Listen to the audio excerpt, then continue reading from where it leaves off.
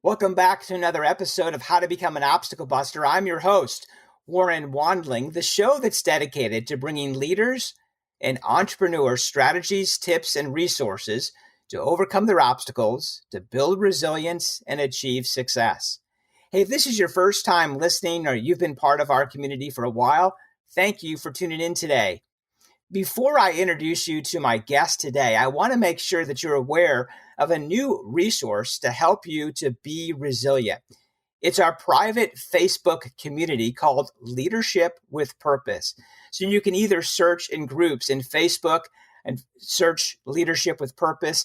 And I'll also make sure that link is in the show notes as well. In our community, I share strategies, tips, and resources so you can step into less stress, greater profit, and experience the work you love. It's also a great place to connect with other like-minded leaders. So I look forward to seeing you in our community. Our sponsor for the show today is Audible. If you love listening to podcasts, I know you're going to love Audible like I do. It's a great way to be able to listen to books that you want to read this year.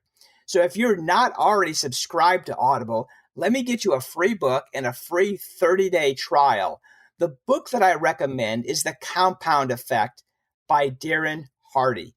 By simply visiting warrenwandling.com/audible, you can grab your free book and your free 30-day trial to Audible. Again, that's warrenwandling.com/audible. WARRENWANDLING.com/AUDIBLE.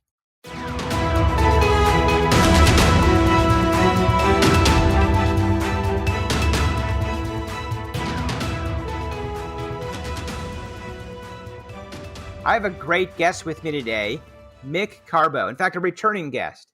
As an entrepreneur, leadership coach, trainer, and speaker, Mick Carbo's experience spans a wide range of industries. In addition, working with his Carbo coaching clients, Mick also a coach's coach, co-leading an ICF, or International Coaching Federation, accredited leadership development and training program for other coaches. Mick holds his designation of Professional Certified Coach, or PCC, through the International Coaching Federation. He teaches employee performance development through Small Business Development Center and the University of Maryland. Also committed to community service, Mick has done pro bono work for retired military personnel through the Transition Assistance Program at Fort Meade and volunteers in leadership positions for community organizations. Mick's over 20 years of experience as an entrepreneur, business owner, gives him owner's perspective, enabling him to help founders, owners, and other business leaders effectively grow and lead their teams to new levels of fulfillment and success. Through Mick's coaching, leaders learn how to maximize performance and create unprecedented results. Well, welcome to the show, Mick. Thank you so much, Warren. I'm so glad to be back. Thanks for inviting me. Yeah, I'm really looking forward to our conversation today. As you know, since you're a returning guest, as you know, on How to Become an Obstacle Buster, we provide our listeners, who are typically leaders and entrepreneurs, strategies, tips, and resources, helping them to break through their obstacles, build resilience, and achieve success. So really, to start that conversation today, first of all, I must mention, since you are a returning guest, which is really exciting, in fact, the first episode that you were on was number 22 back in November 17th. Like, that's really hard to believe that it's been that long ago since you were on the show. I know. When I when you were preparing me for this and I got to actually see that in writing, I was like, wow, I can't believe it was that long either. Yeah, no, and it's, you're among an inclusive group, Mick. There's only a few that have been returning guests. There's some that are currently slated in that, and a part of that list is none other than Mr. Tom Hopkins. Oh wow, wow! Yeah. So I'm among Tom Hopkins. I'm among giants. That's pretty awesome. Exactly. So I'm really looking forward to our conversation. I noticed since you last returned, though, you kind of rebranded the show. more for effective leadership to blue collar businesses. How did that all come about? Yeah, thanks for asking. A couple of things. First of all, I've always been very entrepreneurial ever since high school, and my first business was in the flooring trade. Actually, when I graduated high school, I thought that I would just be able to learn everything that I needed to know by going out into the world and creating what I wanted to create in business, and here we are. But my first company was actually a flooring contracting company. So I went and learned the ceramic tile and marble installation trade, and I had that business for about 9 years, and I really loved it. It was a great living being in the trades, and it was a lot of fun, and I got to create things that made the client really, really happy, and it was beautiful, and it was just a very rewarding experience for me.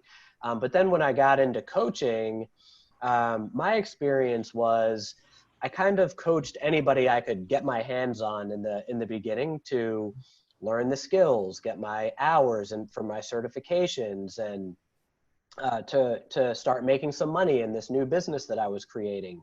And among those, I was obviously gravitating more towards self-employed professionals and small business owners because that's who I've always been and who I wanted to serve.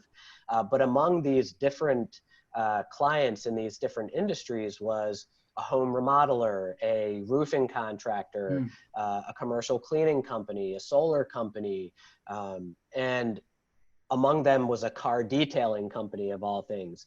And what I noticed was working with these clients was my favorite thing to do every week. You know, they were these, you know, blue collar men and women who worked a lot with their hands and, you know, got their education by going out into the world, building something just like I did. And I also noticed some things that there was not a lot of coaches like us working inside of those businesses, right? What I found is coaching has been more traditionally reserved for your more white collar professionals and those types of businesses. And I got to thinking about why that is. And, you know, I really wanted to serve this pool of people who I relate to as being underserved. And then without a lot of competition, I kind of saw a big business opportunity there. So that's sort of the first couple of reasons. But as I started talking to people and doing more research, I found out some really disturbing statistics, mainly that construction, and I don't know if you know this, or I know you do because you and I talked about this a little bit, but I don't know if your listeners know this, but in the construction industry, there's the highest rate of suicide than any other industry. There's also a very large amount of drug and alcohol addiction. And I want to do something about those numbers. I want to do something about those statistics. And I started thinking about how, you know, the impact emotionally on people if they are having suicidal thoughts or if they're, you know, addicted and things like that. And then the impact of those ways of being and those emotions on families. So first I saw a very big business opportunity, and then I saw a massive opportunity to make a really big difference. Wow, that's awesome.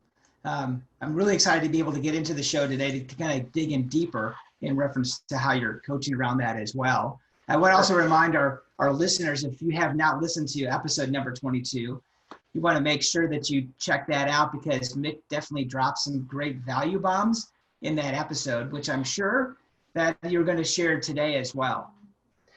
Well, I hope I can generate some more value bombs, but I will trust that we can do that, and I'm ready. So how, certainly during this season, how have you pivoted during this COVID transition, all the other upheaval that's taking place in the country? How are you all pivoted?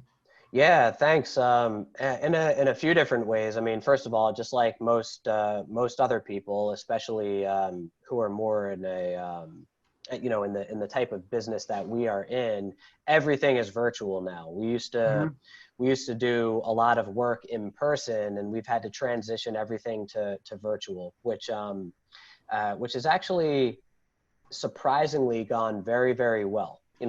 As a coach, I was doing a lot of work virtually anyway, but we also did a significant amount of training and facilitation and coaching work even in person.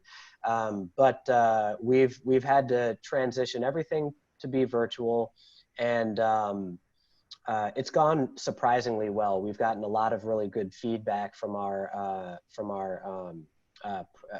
participants in the work that we're doing.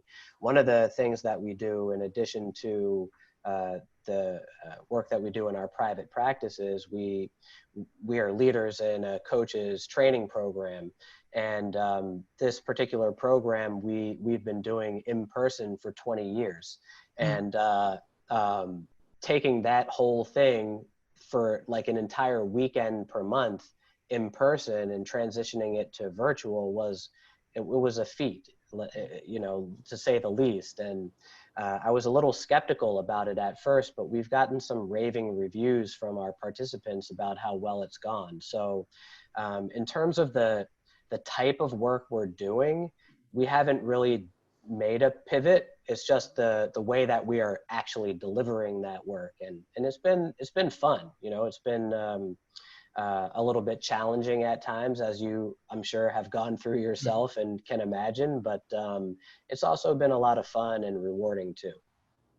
Yeah, that's excellent. It's definitely, you're right, the work is still there, and your work is so meaningful.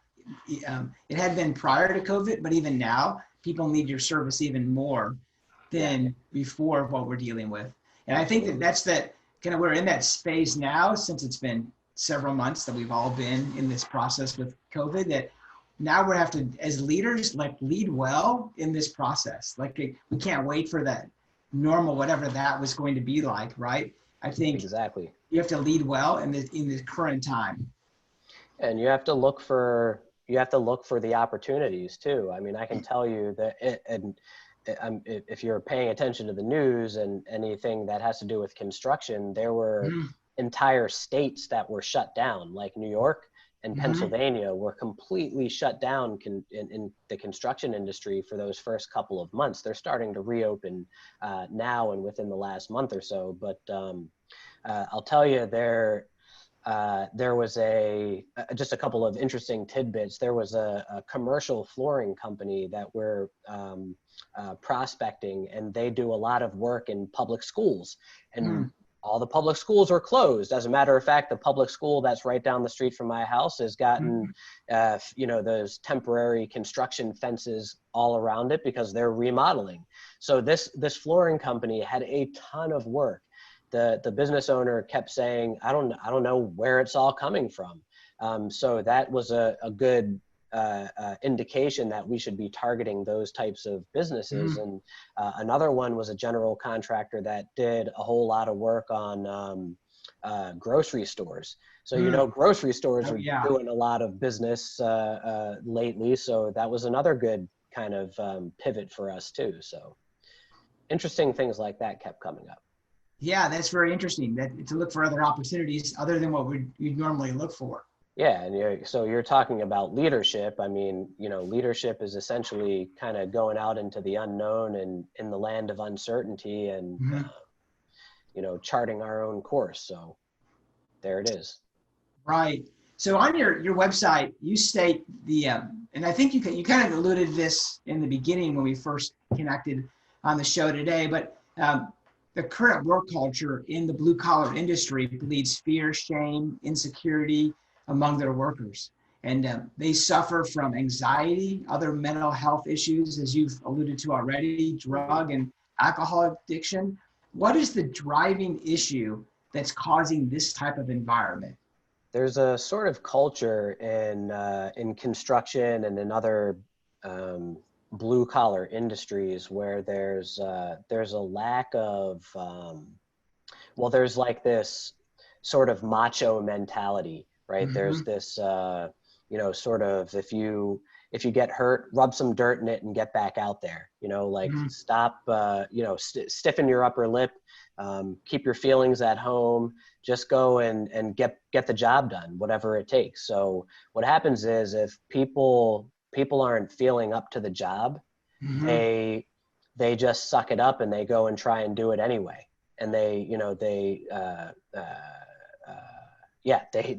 just try and if they're not feeling strong enough and to avoid being seen as weak or to feel weak themselves in their own, thought patterns and everything, they'll just go and try and get it done. And that's a very it's an emotionally draining way of being.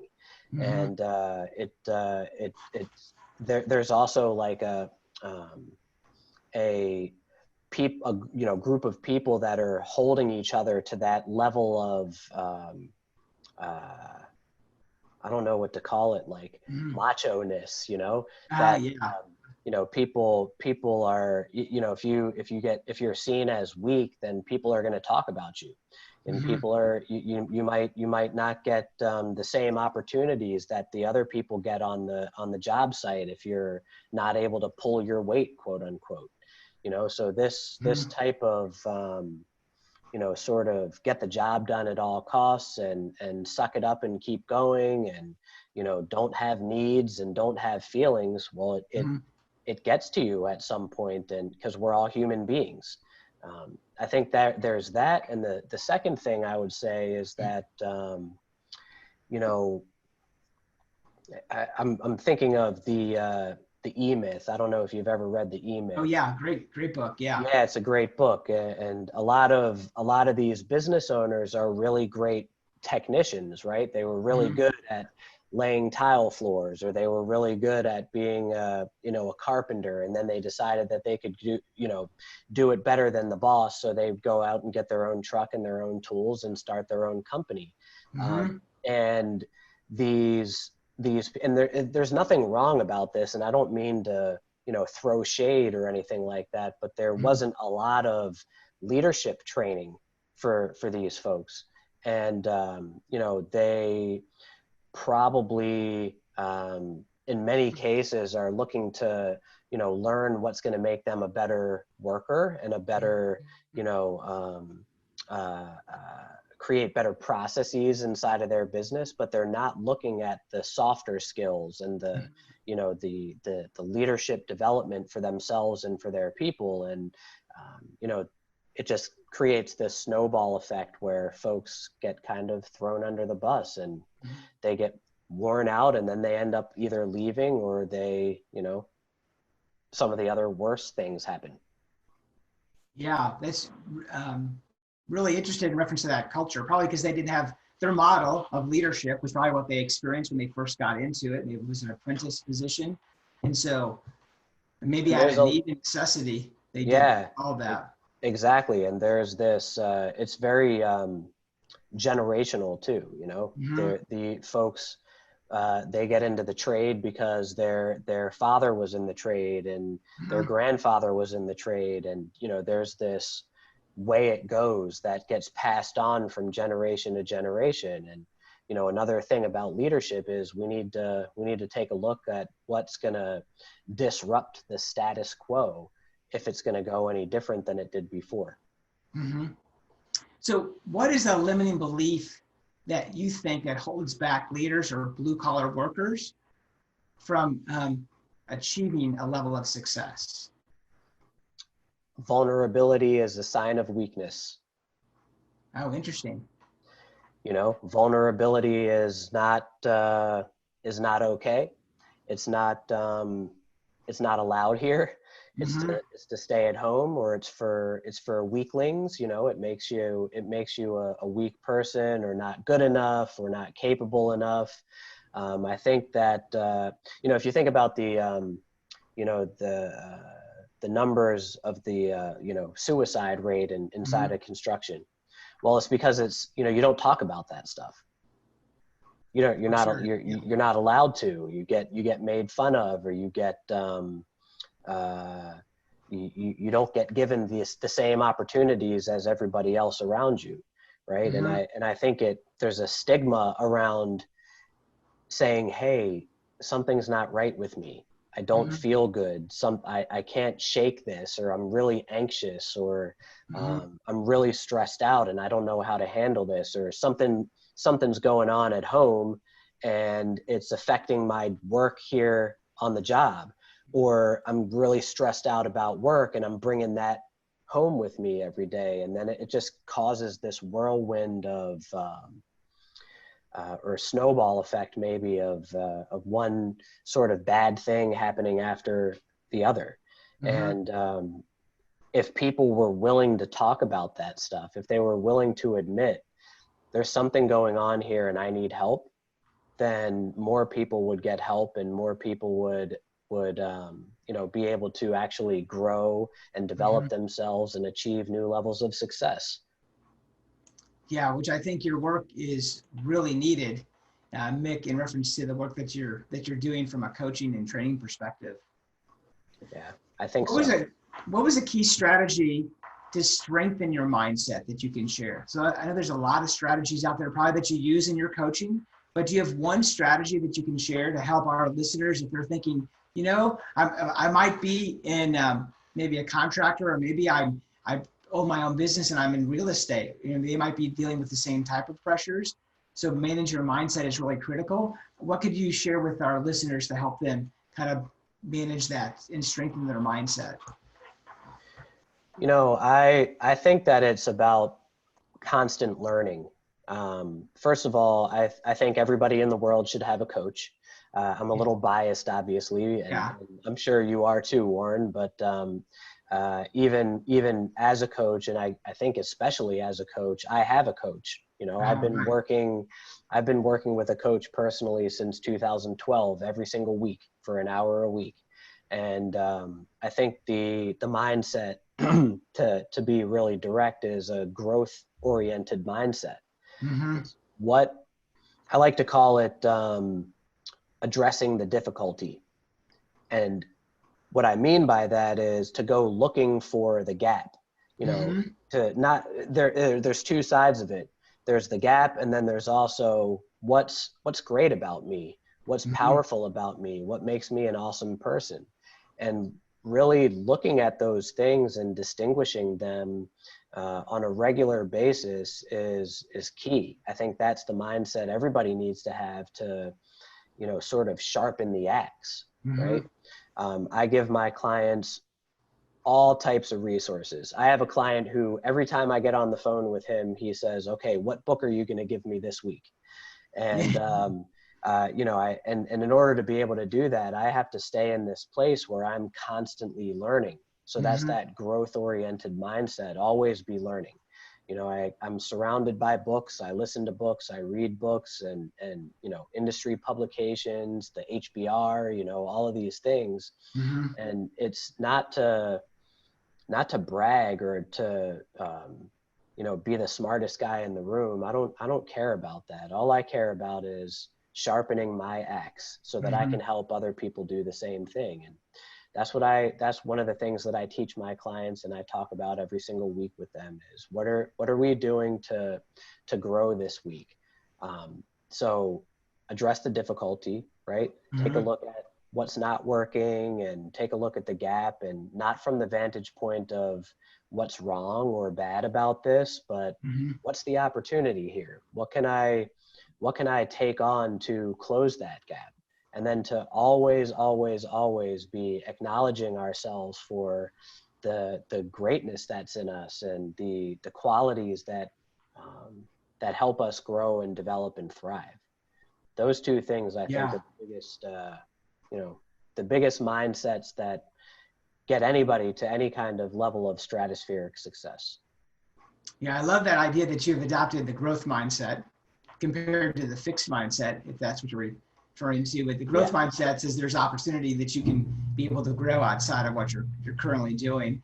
And I love the concept. You didn't name it, but in reference to Kaizen, constant, never-ending improvement, that Yeah. you never reach this plateau, but you're always in that learning mode and constantly growing. Yeah. I think that there's no there to get to, you Mm. know? I think that a lot of us are, and myself included, we we think that there's some level to get to that, we have arrived, we've gotten to this place where we know enough, or we've done enough personal development or done enough leadership development. And I don't think that there is such a thing. I think there's always a next level to get to. You think about the most successful people in the world, in any industry or in any sort of arena, and they're constantly learning. I think I saw this documentary about Bill Gates a few months ago, and I think he reads something ridiculous like 5 books a week or something. I might be exaggerating a little bit, but it's like he's learned how to speed read, and he just downloads all this information. And I think it's brilliant. I think every single human being needs to have some sort of mental investment that they're giving themselves constantly. So since talking about books, interesting enough, one of those books certainly that's been tossed around and considered in the leadership circles is Think and Grow Rich by Napoleon Hill. And in that book, he shares with his readers strategies about improving one's mindset. So do you agree or disagree with some of the strategies that are taught in that book? So Think and Grow Rich was the first book that I ever read outside of high school, other than the Bible. Okay. And I absolutely love Think and Grow Rich. I think Napoleon Hill is super awesome. As a matter of fact, I'll tell you two brief things about Napoleon Hill from my life. Number one, I've got this other book called 3 Feet from Gold. I don't know if you've ever read 3 Feet from Gold. I haven't. Oh, it's so cool. I'll have to write that on my list. It's actually been, it's right here. I'm pointing at it right now on my bookshelf. And I've never read it. I actually listened to it because I would often look up there and be like, man, when am I going to read that book? I really want to read that book. And so I just downloaded it on Audible, and I listened to it a couple of months ago. It's so cool, Warren. You should definitely check it out. It's about a guy. You know the story about Darby, I think his name was, from Think and Grow Rich, who stopped 3 feet from gold and ended up selling the mine, and somebody else took it over and found the gold vein 3 feet later. Right. This guy decided to this guy contacted the Napoleon Hill Foundation, or got linked up with them, and he went and wrote a similar book to Think and Grow Rich, but in the more modern day. I think it was a few years ago. It's really cool. You should check it out. So yeah, I'll have to. There's that, and then there's have you ever read? So Think and Grow Rich is like the Reader's Digest version of Napoleon Hill's Law of Success. Oh, sure, right. The Law of Success in 16 Lessons. Well, I actually rewrote that entire book in my own words about 5 years ago. Yeah. Okay, interesting. And the thing that makes it relevant right now is I was asking my wife, I think it was right when I was listening to 3 Feet from Gold. I was like, where did I put all that stuff? And we found out that I actually accidentally threw it away. Oh my goodness! No, unfortunate. Like there's no copy. It took me 3 months to do that, man. But anyway, all that to say that I really dig Napoleon Hill. I think that his principles and concepts are amazing. They call him the grandfather of the self-help movement for a reason. And I think that there are some things that could be said a little bit better for the modern day, but those principles, I think, are something that everybody should know. I just actually, when I was reading 3 Feet from Gold, or listening to it rather, I got one of my copies of Think and Grow Rich, and I gave it to my son. Oh, wow. Okay. Yeah. So he's in college right now. And I thought, hey man, this was really instrumental to my growth and development. And I think it will be for you too. And I'm really pumped that he was willing to take it on. And I don't know if he started reading it yet, but I hope he does soon. Right. At least he has it in his library. Yeah, totally. So I'm really curious. How do you apply ontology in your coaching business? Yeah. So ontology is the study of being, and particularly the study of being human. Okay. So I could talk for hours on this, so I'm going to try to not do that. But to me, ontological coaching is what really makes the biggest difference with people. And the way that I like to talk about it is there's really two parts of coaching. There's facilitative coaching and there's ontological coaching. Facilitative coaching is, you're helping clients set goals and create plans to reach those goals and then holding them accountable along the way. I think most, if not all, coaches are doing some version of that, right? And then ontological coaching added into that is what I think creates real breakthroughs and real transformation in people's lives. So again, ontology is the study of being human. So you think about, what does being human actually mean? There's this, human beings are aware that we're here, right? Animals are instinctual, and they go and they know how to eat, they know how to procreate, they know how to, survive. We actually know we're here. So we have these, this knowing about how we think about things and the habitual ways that we think about things and the habitual ways that we take action and the habitual ways that we eat, what would I say, relate to ourselves and everything else around us, other people, how we relate to money, how we relate to time, how we relate to, concepts like love, concepts like possibility, and things like that. And we make these decisions, we create these belief systems based on those habits and the awareness that we have or don't have.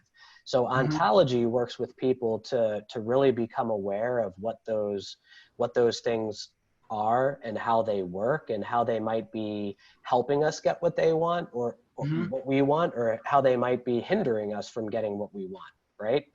So, and in the coaching work that we do, we really work with people to distinguish what those things are. And if they say that, this habit that I have around, my relationship to money, they find out that that's getting in their way, then we might look at, different things to practice and different actions to take to transform that way of being around that thing. And it creates results, but it also creates a certain experience for people that's really more empowering and more conducive to their development and their growth, and it really helps people. So I'm very grateful that I stumbled upon that work. It's helped me out a ton, and that's what I think really makes the biggest difference for our clients. So it sounds like the real difference is if it's a mentor, that's someone that's keeping someone accountable. That's just maybe if we're at a chess game, and maybe it's it's not the three-dimensional thought process, but what you're doing is going deeper in reference to how someone's processing it or holding their emotions around those topics. Like money is a big one. How are they dealing with that in their business? And then are you able to then do different strategies to uncover that breakthrough so they can break through that old belief pattern? Yes. Absolutely. And one of the things that we talk about in our work is a concept we call context, right? It's the way we perceive ourselves and the world around us. A way to describe context is like putting on a pair of blue colored glasses. Okay. Everything that you look at in the world is going to be tinted blue, right? So if I was to hold up this piece of this pad of paper right here and say, hey, Warren, what color is this? You're going to say, Mick, that's blue. And I would say, no, it's not, it's yellow. And you would say, no, it's blue. And we'd get into this argument about whether or not it's yellow or blue, right? So context could be things like, money doesn't grow on trees. Or, things like that, right? We have these belief systems and this way that we go through life where it's very kind of black and white or either or. It's it's either there or it's not. Well, context is a choice. And that might sound a little simple, and it is kind of simple, but it's not really easy. You can't just immediately start relating to money as abundant and like air and like it's everywhere, So we work with clients to really take those glasses off, so to speak, and put on a different pair of glasses. And then all of a sudden, what they see shifts, the way that they experience life shifts, and the results that they get shift. Oh yeah, that's fascinating. Yeah, it's really so cool. What are any special projects that you're working on? Oh man, the special project that we're really working on is becoming the authority in leadership development and coaching in the blue collar space. If you were to,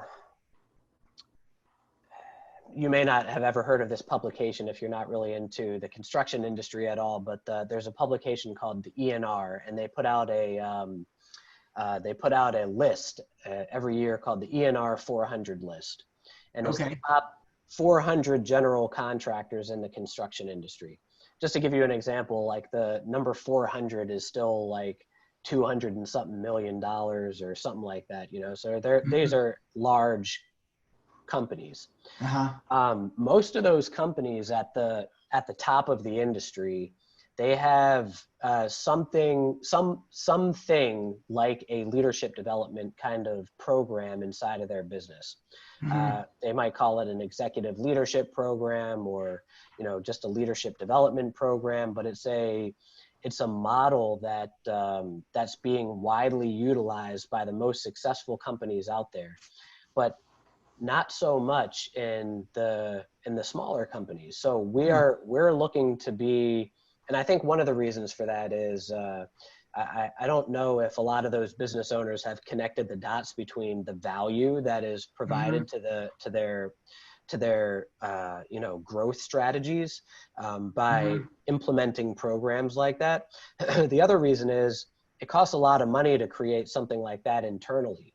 So we are your sort of construction and other blue collar industry outsourced leadership development company. And we're looking to partner with companies like that to create organizations that put their people first, that really create a culture of loving their people and caring for their people and pouring into those people and investing in their growth and development. And to really support these business owners to connect the dots between that investment in human beings as their number one strategy for growth. Wow, that's excellent. Yeah, but the trick is that if your people, your employees think that you're just doing it to get more production out of them, it's not going to work. Yeah. So there's a way to do this to make it really genuine. And that's the big project that we're working on. We really want to shift the entire culture because we think it'll actually change the world. Wow. Well, that's exciting, Mick. We'd love to definitely stay in touch as you continue rolling that project out. Yeah, thank you. I'd be really excited about that, Warren. So if our listeners wanted to connect, which I'm sure they will, what's the best way for them to be able to reach out? Just go to carbocoaching.com. So it's Carbo, like carbohydrate without the hydrate, and the word coaching.com. There's a way to get in touch with us there on the website really easily. And also my LinkedIn profile. I'm Mick Carbo on LinkedIn. It's my preferred platform to be on social media and to communicate with people. We put out some cool content there, and I'm always open for conversation. So I would love to hear from anybody who would like to reach out and talk. Well, excellent. I'll make sure both of those links are then in the show notes. Oh, cool. Thank you, Warren. Yeah, you're welcome. Well, thank you again, Mick, for being on the show, sharing your strategies, tips, and resources, helping our leaders and entrepreneurs to break through their obstacles and to build resilience. Very cool. Thanks again for having me, Warren. It was a blast. You bet. Have a great day. You too. This is your host, Warren Wandling, saying next time, be resilient.